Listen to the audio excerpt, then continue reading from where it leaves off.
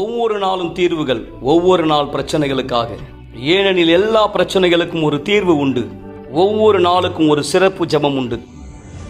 திங்கட்கிழமை உங்கள் பொருளாதாரத்திற்கான ஜெபம், செவ்வாய்க்கிழமை பரிசுத்த குணமாக்குதலின் கூட்டம், புதன்கிழமை ஆவிக்குரிய வளர்ச்சி மற்றும் வேதாகம பாடம், வியாழக்கிழமை குடும்பத்திற்கான ஜெபம் மற்றும் அன்பின் வாழ்க்கைக்காக, வெள்ளிக்கிழமை விடுதலைக்கான ஜெபம், சாபங்களை உடைக்க மற்றும் எதிர்மறையான சக்திகளை வேரோடு அழிக்க, சனிக்கிழமை தீர்க்க முடியாத வழக்குகளை சரிபடுத்துவதற்கான ஜெபம், ஞாயிற்றுக்கிழமை தேவனோடு உடனான தொடர்பு மற்றும் குடும்பத்திற்கான ஜெபம்.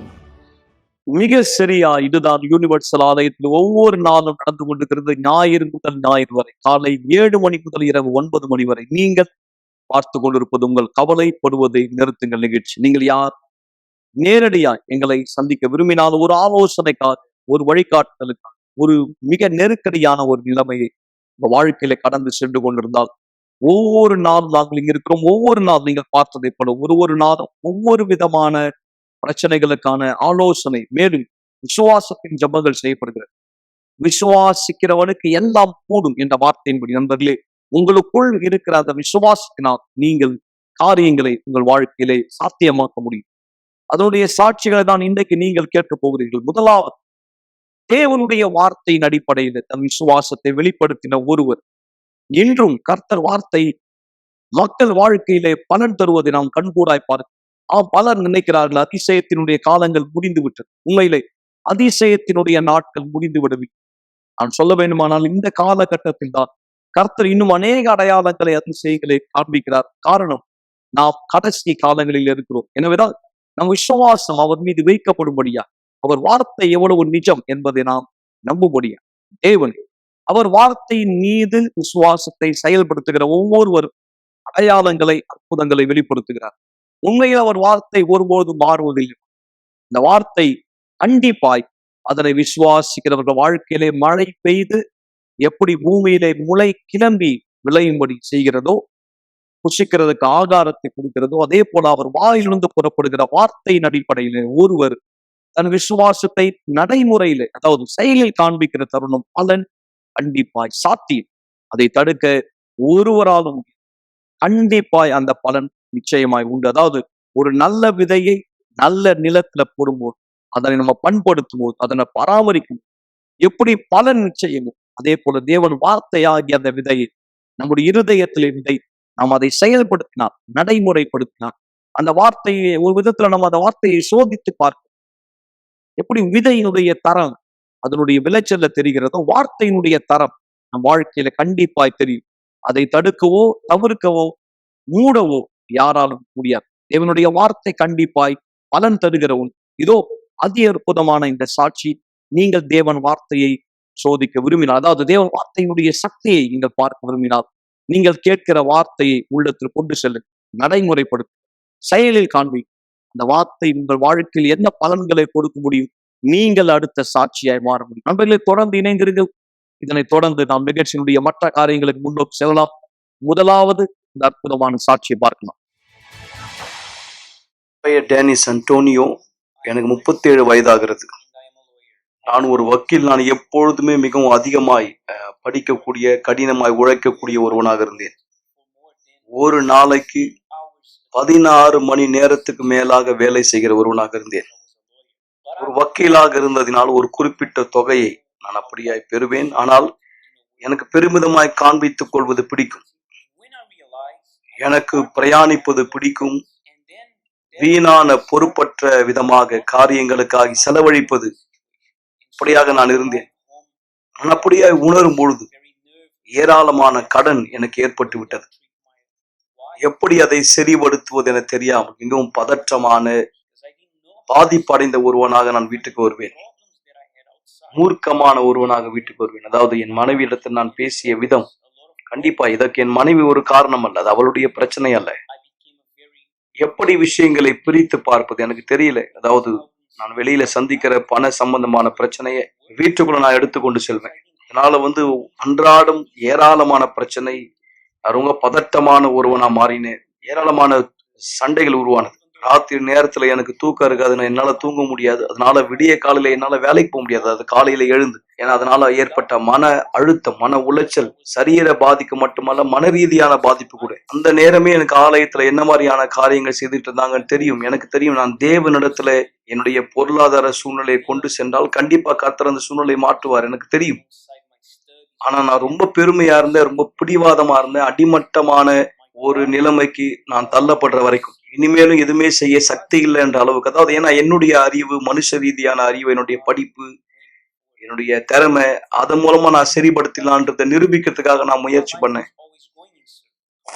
என்னுடைய பெருமை எனக்கு தேவனுடைய உதவி தேவைன்றதை நான் உணர முடியாம என் கண்களை மறைச்சிடுச்சு. நான் என்ன செய்வேன், ஆலயத்துக்கு போவோம். அதாவது 22-23 வருஷமா நான் ஆலயத்துக்கு போயிட்டு இருந்தேன். ஆனா நான் முதற்கனியை தொட்டு கொண்டு இருந்தேன். என்னுடைய வாழ்க்கை வட்டத்துக்குள்ளதான் சுற்றி வந்துட்டு இருந்தது. என்னால அதுல இருந்து வெளியே வர முடியல. ஒரு ஒரு ஸ்னோபாலுக்குள்ள இருக்கிற மாதிரிதான், ஒரு வட்டத்துக்குள்ள இருக்கிற மாதிரிதான் என் நிலைமை இருந்தது.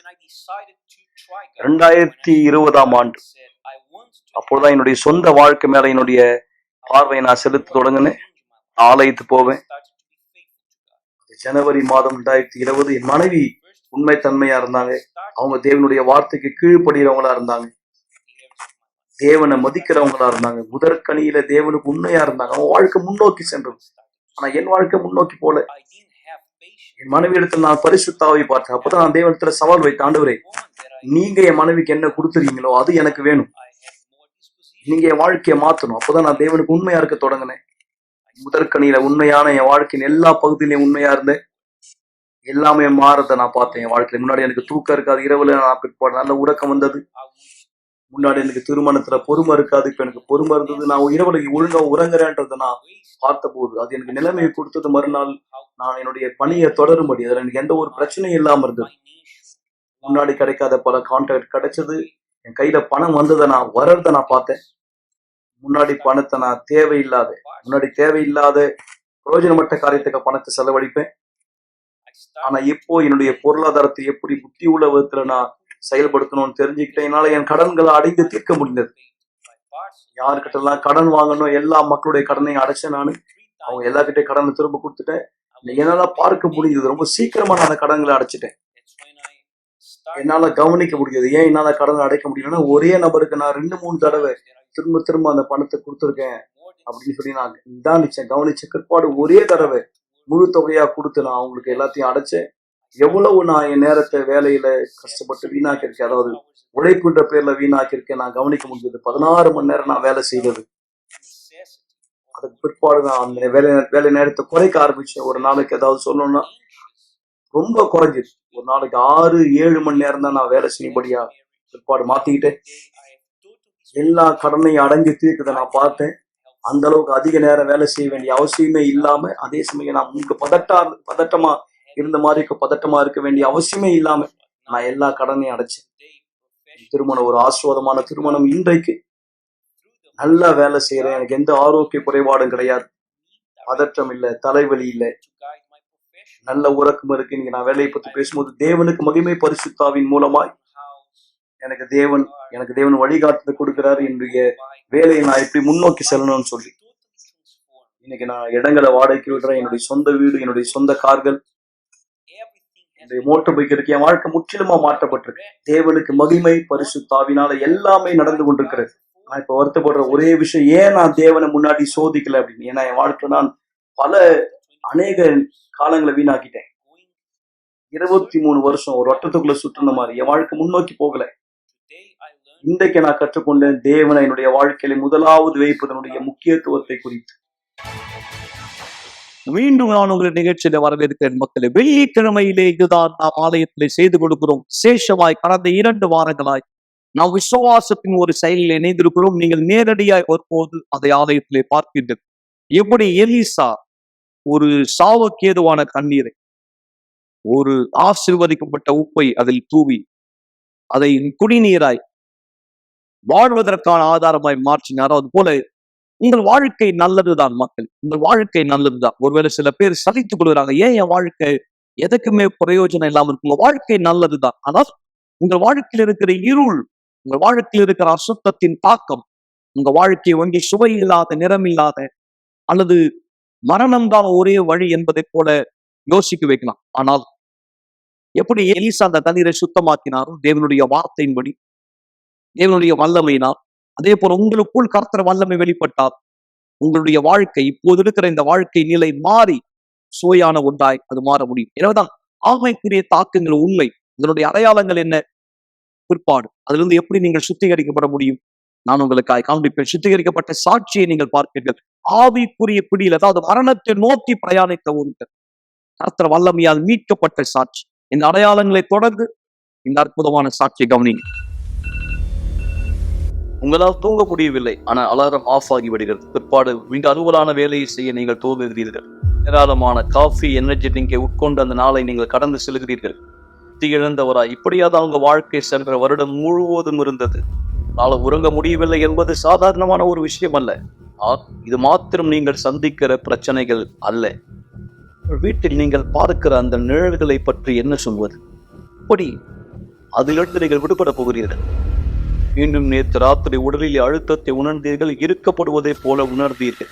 தூக்கத்திலே முரமானதைப் போல உங்களால் அசையவோ அல்லது கத்தவோ கூட முடியவில்லை. உங்கள் உயிரே கூட போகக்கூடிய அளவிற்கு காலை வேலை வருகிறது, மீண்டும் அலாரம் ஆஃப் ஆகிறது. நீங்கள் பரபரப்பான அலுவலை மீண்டும் துவங்குகிறீர்கள்.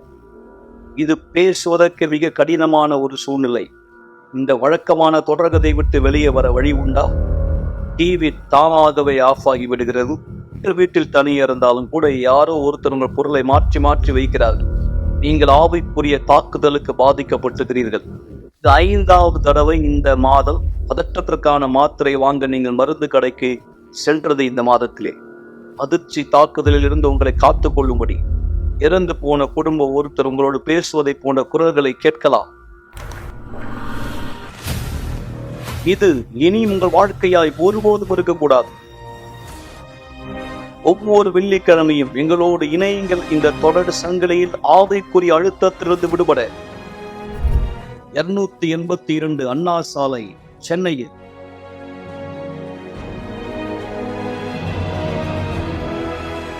வணக்கம், என் பேர் விஜயபாபு.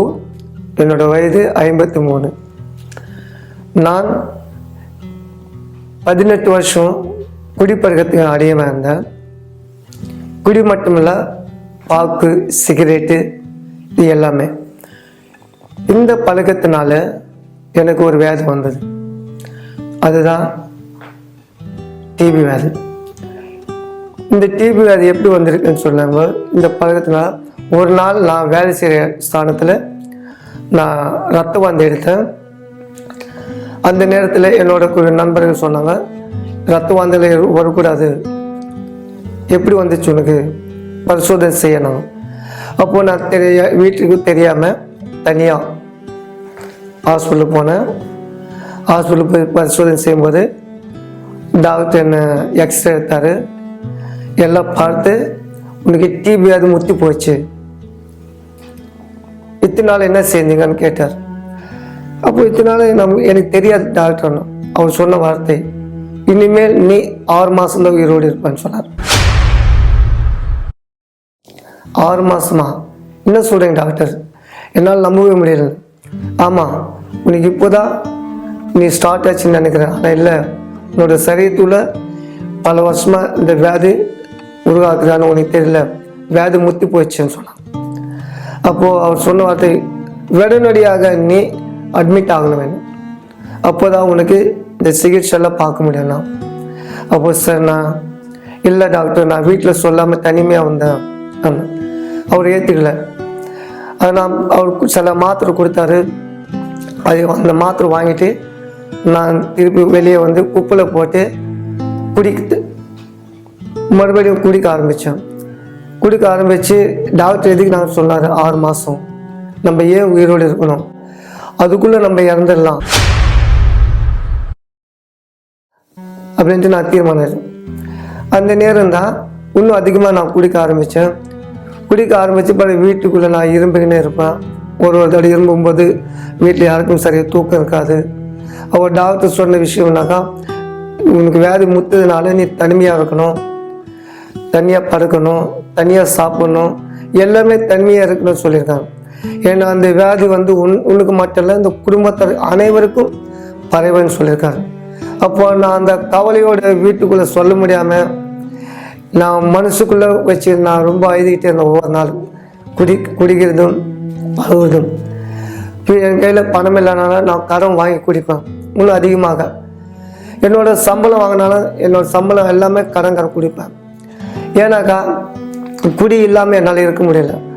அந்தளவுக்கு நான் ரொம்ப போதைக்கு அடிமையாக இருந்தேன். அந்த நேரம் தான் ஒரு நாள் வீட்டில் நான் ரத்த வாந்தி எடுத்தேன். அப்போது என்னோடய மனைவி பார்த்தாங்க. வாங்க ஹாஸ்பிட்டலுக்கு போகலான்னு கேட்டாங்க. நான் சொன்னேன், இனிமேல் நான் உயிரோடு இருக்க மாட்டேன், நான் இறந்துடுவேன். நான் படிக்கல 8 வருஷமாக படுத்துன்னு இருந்தேன். அப்போ எனக்கு கால் வலி, முட்டு வலி, கால் எரிச்சல், கண்ணு தெரியாது, காது கேட்காது, எனக்கு எதுவுமே செய்ய முடியாது. ஒரு வேலைக்காடு செய்ய முடியாது. எல்லா வேலை எங்கள் வீட்டில் தான் செய்வார். அவர் செய்யும்போது அப்போ எப்போ பார்த்தாலும் அவங்க மாமியார் அங்கெல்லாம் சொல்லுவாங்க, வியாதியோடு இருக்க பொண்ணு கட்டினா வியாதியோடு எப்போவுமே வியாதி பழகலன்னு இருக்கேன்னு சொல்லியிருக்காங்க. அப்போ அவங்க சொல்லும்போது எனக்கு ரொம்ப கஷ்டமாக இருக்கும். ரொம்ப கஷ்டமாக இருக்கும்போது அப்போது பசங்க சின்ன பசங்க பார்க்கறதுக்காக என்னால் முடியாது. ஒரு டம்ளர் தூக்கிறதுக்காக என்னால் முடியாது. அப்போது படையில் இருக்கும்போது ஒரு பாஸ்டர் எனக்கு ஜெபம் பண்ணலாமான்னு கேட்டார். எனக்கு வேண்டான்னு சொன்னேன். வேண்டான்னு சொல்லாதம்மா, பண்ணிக்கோ, உனக்கு ரொம்ப முடியாது இருக்காது சொன்னார். சரின்னு சொல்லிட்டு அவர் வந்தார், வீட்டுக்குள்ளே வந்தார். வந்துட்டு பிறகு ஜெபம் பண்ணார். ஜெபம் பண்ணும்போது அப்போ என் உடம்புல இருக்க ஒரு அசுத்தா வெளியே வந்துச்சு. ஒரு அசுத்தா வெளியே வரும்போது கொஞ்சம் நிம்மதியாக இருந்துச்சு. அப்போ வரும்போதெல்லாம் அவர் ஜெபம் பண்ணியிருப்பார். என்னால் கொஞ்சம் கொஞ்சமாக ஏந்திட்டு கொஞ்சம் கொஞ்சமாக வேலை செய்ய முடியும். எதனா பண்ணணும், திரும்பி சோர்வாக போயிடுவேன். திரும்பி படுத்துக்கலாமான்னு இருக்கும். என்னால் எதுவுமே சாப்பிட்டா கூட வாந்தி எடுக்கும். அப்போ அவர் எங்கள் வீட்டில் பயங்கரமாக குடிப்பார். அவர் குடிச்சிட்டு அவரும் சொல்லுவார், எப்போ பார்த்தாலும் உனக்கு வியாதி, எப்போ பார்த்தாலும் ஜுரம், எப்போ பார்த்தாலும் ஹாஸ்பிட்டலுக்கு கூட்டின்னு போனால் உனக்கு சரியாக மாட்டேங்குது, நீ தொலைஞ்சு போ அப்படியே சொன்னார். அப்போது இன்னும் அதிகமாக எனக்கு அந்த நேரத்தில் அம்மா அப்பா கிட்ட பார்க்குறதுக்கு கிடையாது. நான் என்ன பண்ண முடியும், ஒன்றுமே பண்ண முடியல. நான் வியாதி எப்படி வந்துச்சு எனக்குன்னு சொல்லிட்டு நான் யோசனை பண்ணி அப்படியே கால் போட்டு உட்காந்துருந்தேன். உட்காந்துருக்கும்போது திரும்ப அந்த பாஸ்டர் வந்தார். நம்ம எப்படி இருக்குமான்னு கேட்டார். கொஞ்சம் பரவாயில்ல பாஸ்டர்னு சொன்னேன். சரி, நீங்கள் தொடர்ந்து ஆலயத்துக்கு வாங்க, ஆலயத்துக்கு வந்த பிறகு உனக்கு விடுதலை கிடைக்கணும். சரி பார்க்கலாம், போகலாம், நம்ம உடம்புக்காக நம்ம போய் விடுதலை கிடைக்கணும். நம்ம பசங்க இருக்காங்க, நம்ம கணவன் இப்படி இருக்கார், நமக்கு யாருமே உதவி பண்ணுறதுக்கு யாருமே கிடையாது சொல்லிட்டு சரி போய் பார்க்கலாம்னு சொல்லிட்டு போனேன். போன பிறகு அங்கே சர்ச்சு போன பிறகு எல்லாம் சொல்லி கொடுத்தாங்க. அந்த பாஸ்டர் உட்கார வச்சு பேசினார். பேசின பிறகு உனக்கு விடுதலை கிடைக்குமா, உன் உடம்பு நல்லா இருக்கும், நீ பயப்படாத, நீ தைரியமாக இருக்கலாம் சொன்னார். சரி பாஸ்டர் சொல்லிட்டு அப்போது வெள்ளிக்கிழமை, புதன்கிழமை, ஞாயிற்றுக்கிழமை தொடர்ந்து போனேன். தொடர்ந்து போன பிறகு எனக்கு முழுமையாக விடுதலை கிடச்சிச்சு. அப்போ அவர் சொன்னார், நீ ஆண்டவர்கிட்ட வாழ்க்கை ஒப்படைச்சிட சொன்னார். சரியா பாஸ்டர் அதே போல் நான் ஒப்படைச்சிட்டேன். ஒப்படைச்சின பிறகு தான் எனக்கு முழுமையாக எனக்கு ஆண்டவர் எனக்கு விடுதலை கொடுத்தாரு. எல்லாமே எனக்கு தெரிஞ்சுக்கொண்டேன். அப்போ கணவன் நான் கூப்பிட்டேன், நீ போறியா, நீ போய, ஏன் என்னை கூப்பிடுற, என்னால் கூப்பிடாத, நான் இப்படி தான் இருப்பேன், அப்படியெல்லாம் சொல்லாத, எனக்கு ஆண்டவர் விடுதலை கொடுத்தாரு, உனக்கு கொடுப்பாரு வா சொன்னேன். இல்லை நான் வரமாட்டேன்னு சொன்னார். அப்போது சர்ச்சுக்கு வரத்துக்கு கிடக்க என்கிட்ட காசு கிடையாது, எப்படி வரணும், என்ன பண்ணணும் எதுவுமே தெரியாது. அன்றைக்கி நைட்டு உட்காந்து ஜெபம் பண்ணும்போது இவர் கேட்கும்போது நீ எல்லாம் சர்ச்சுக்கு போகக்கூடாது, நீ வீட்டில் தான் இருக்கணும்னாரு. இல்லை நான் போகிறா, அந்த ஆண்டவர் தான் எனக்கு விடுதலை கொடுத்தாரு, நான் போய் பார்க்கணும், நான் இன்னும் அதிகமாக விடுதலை கிடைக்கணும், நம்ம நல்லா இருப்போம் சொல்லிட்டு அவர்கிட்ட காசு வாங்கி எப்படியாரும் கட்டாயம் போயிடுவேன் சொல்லி கண்ணீரோடு அழுகும்போது சொன்னாங்க. உனக்கு யார் சொன்னது? இல்லை டாக்டர்கிட்ட போனேன், டாக்டர் சொன்னார். நான் சொன்னேன், நீ ஏற்றுக்காத, நீ வா, டாக்டர் ஒரு மனுஷன், அவர் மட்டும் நம்பாத, தேவன் மட்டும் நம்ம, நான் போகிற ஆலயத்துக்கு நீ வா, உனக்கு விடுதலை கிடைக்கும் சொன்னேன். அப்போ எப்படி தேவன் இருக்காரா இல்லையா, தேவனால் முடியுமா நான் யோசிக்க ஆரம்பித்தேன். கடவுளே இல்லையே, எப்படி கடவுள் நம்ம விடுதலை செய்வார்? அப்போ அவங்க வார்த்தை நான் ஒரு கேட்டேன். இல்லை நீங்கள் பாருங்கள், நான் போகிற இடத்துல நிறைய பேர் விடுதலை ஆக்கியிருக்காங்க, நானும் விடுதலை ஆக்கினேன், என்னோடய வியாதிலேருந்து குணமாயிடுச்சு, உங்களுக்கு தான் தெரியுமே, நானும் பல வருஷமாக வியாதி விழுந்தேனே, அதனால நான் அந்த இடத்துக்கு போனேன், நீங்களும் வாங்கன்னு சொன்னான். அப்போது நான் அந்த இடத்துக்கு போனேன். முதல் நாள் அந்த இடத்துல உட்காரும்போது தேவனுடைய வார்த்தைகள் நான் கேட்க ஆரம்பித்தேன். ஒவ்வொரு வார்த்தைகள் கேட்கும்போது எனக்குள்ள ஒரு சொல்ல முடியாத அளவுக்கு ஒரு மனசு பொறுத்திக்கினே இருந்தது. அப்போது இத்தனை நாள் நான் ஏன் இந்த தவறு செஞ்சேன், எதனால செஞ்சேன், குடினால் நான் 50,000 ரூபாய் கடன் பட்டிருக்கேனே, இதனால் என்னோடய சரீரம் அழிஞ்சு போயிருக்கேன், எதனால் ஏன் சொல்லி நான் யோசிக்க ஆரம்பித்தேன். அப்போது ஒவ்வொரு விஷயம் நான் யோசிக்கும்போது அப்போது நான் நேராக பாஸ்டர் இடத்துல போய் பேசினேன். அவர் சொன்னார், தேவன் இன்றைய தினம் உன்னோடு பேசியிருக்கார், நீ தீர்மானம் எடுத்தார்னா கண்டிப்பாக தேவன் உதவி செய்வார். அப்போது பாஸ்டர் சொன்ன வார்த்தை. அப்போது நான் தீர்மானித்தேன், சரி இனிமேல் கொண்டு நான் ஏன் குடிக்க மாட்டேன். அப்போ தீர்மானித்தேன். அப்போது தீர்மானித்த பிற்பாடு ஹாஸ்பிட்டலுக்கு போனேன். மறுபடியும் மாத்திரை இதெல்லாம் எடுத்து ஒரு 15 நாள் மாத்திரை போட்டு ஒரு 1 மாதம் நான் டெஸ்ட்டுக்கு போனேன். டெஸ்ட்டுக்கு போய் பார்க்கும்போது நம்ப முடியாத அளவுக்கு ஒரு ஆச்சரியமான விஷயம். டாக்டர் எக்ஸ்ரே எடுத்து பார்த்தாரு, உனக்கு என்ன அந்த சளி டெஸ்ட்டில் பார்த்து எந்த விதமான வியாதி இல்லைன்னு சொல்லியிருக்காங்க. ஏன் நம்ப முடியல, டாக்டரால் நம்ப முடியல, என்னால் நம்ப முடியல. எதனாலக்கா அவர் சொன்ன 6 மாதம் டைம் கொடுத்தாரு எனக்கு. ஆனால் டாக்டர் 1.5 மாதத்துல எப்படி ஒன்று குணமாச்சு, அவரால் நம்ப முடியல. அப்போ நான் மிகுந்த சந்தோஷப்பட்டேன். தேவன் இருக்கிறார், என்னுடைய தேவன் தான் என்னை குணமாக்கியிருக்கார். அப்போ தான் நான் இன்னும் அதிகமாக தேவனை தேட ஆரம்பித்தேன். தேவன் என்னோட வாழ்க்கையில் முதலாவது என்னோட குடிப்பழக்கத்தை விடுதலாக்குனாரு, 2வது என்னோடய வியாதியிலிருந்து குணமாக்குனாரு.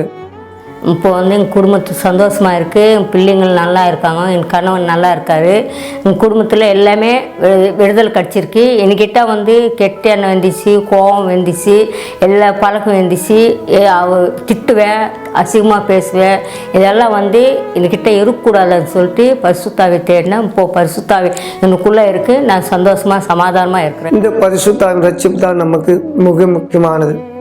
அப்போ அவர் சொன்னார், பாஸ்டர் சொன்ன போல் பரிசுத்தாவினை தேட ஆரம்பித்தேன்.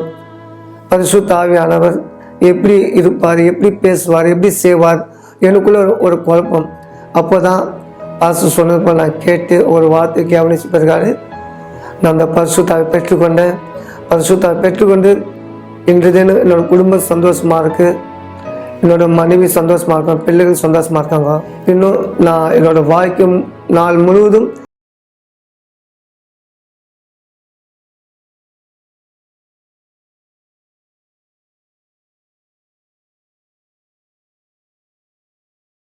நிகழ்ச்சியினுடைய இறுதிக்கு நான் வந்திருக்கிறோம். இந்த நேரம் நான் ஒரு சிறப்பு அழைப்பை உங்களுக்காக வைக்க விரும்புகிறேன். வெள்ளிக்கிழமை குறித்து நான் பேசியதை போல இந்த ஞாயிற்றுக்கிழமை, அதாவது ஜூன் 9ஆம் தேதி விசேஷமான இந்த தருணம் நாம் மீண்டும் விசுவாசத்தை ஒன்றிணை போகிறோம்.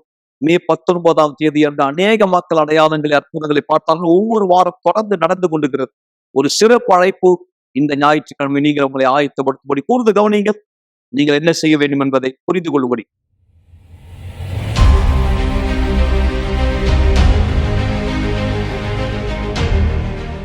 கவலைப்படுவதை நிறுத்துங்கள். நிகழ்ச்சியை பார்த்து கொண்டிருக்கிற மக்கள் எல்லோரும் மீண்டும் என்னுடைய இனிய மாலை வணக்கம். இந்த நேரம் நான் நம்முடைய தலைமை சபை அவுண்டோரிலே யூனிவர்சல் ஆலயத்தினுடைய நுழைவாயிலே நிறுத்து ஞாயிற்றுக்கிழமை அதி அற்புதமான சாட்சிகளை மக்கள் அனுபவித்தார்கள். மே 19ஆம் தேதி அதிசயற்றும் ஒரு துளி அவர்கள் கொண்டு வந்த தண்ணீர் பாட்டிலே விடப்பட்ட தீர்க்க முடியாத வியாதி, தீராத நோய்கள், தாங்க முடியாத வலிகள், துக்கமின்மைகள், கெட்ட கனவுகள், மன அழுத்தம், ஐயம், இப்படி பலவிதமான ஆவிக்குரிய தாக்கத்தினால் பாதிக்கப்பட்ட மக்கள் ஞாயிற்றுக்கிழமை அநேக அடையாளங்களை, அதிசயங்களை, அற்புதங்களை அனுபவித்தார்கள் இந்த அதிசயத்தின் துளியின் மூலமாக.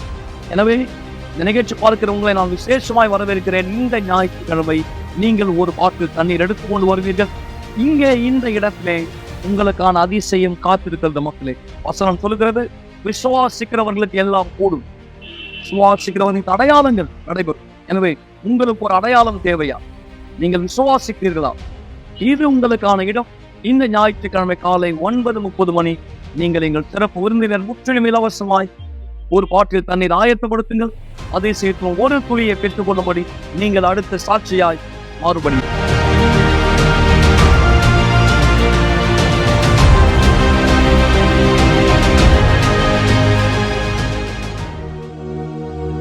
ஒரு கிளாஸ் தண்ணீரை ஆயத்தப்படுத்திக் கொள்ளுங்கள் அல்லது தொலைக்காட்சிக்கு அருகாமையிலே வாருங்கள். இந்த நேரம் உங்களுக்கான ஒரு சிறப்பு ஜெபத்தை நாம் செய்ய போகிறோம். நேற்றும் இன்றும்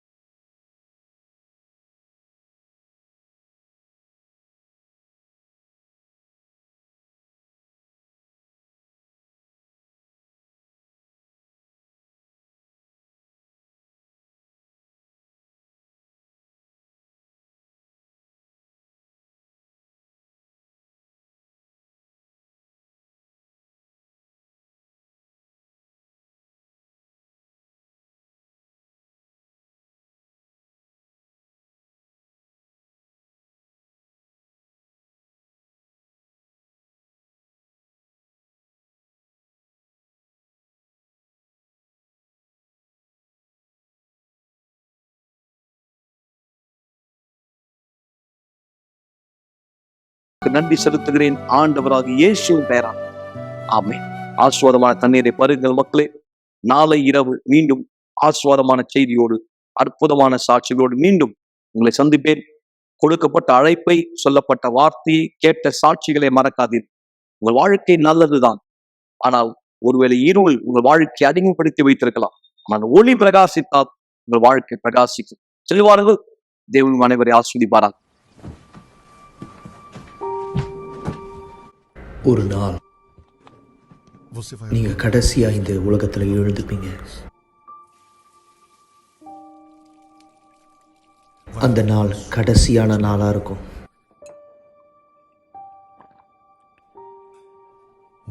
கடைசியா ஒரு முறை நீங்க காலை உணவை சாப்பிடுவீங்க.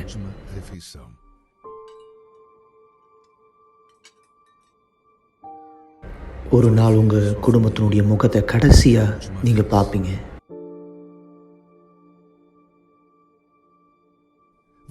உங்களுடைய கடைசியான வார்த்தையை சொல்லுவீங்க. உங்களுடைய கண்கள் கடைசியா ஒரு முறை சிமிட்டும்.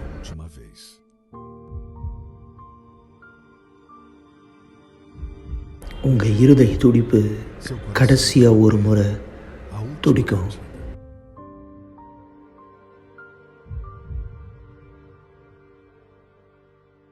நீங்க கடைசியா ஒரு முறை மூச்சை இழுத்து விடுவீங்க.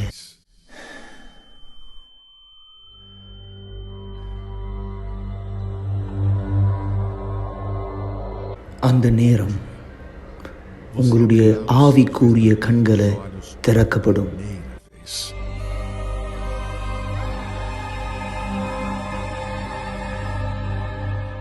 அந்த நேரத்தில் நீங்க புரிஞ்சுப்பீங்க எந்த அளவுக்கு உங்களுடைய ஆத்மா உண்மையானது அப்படின்னு.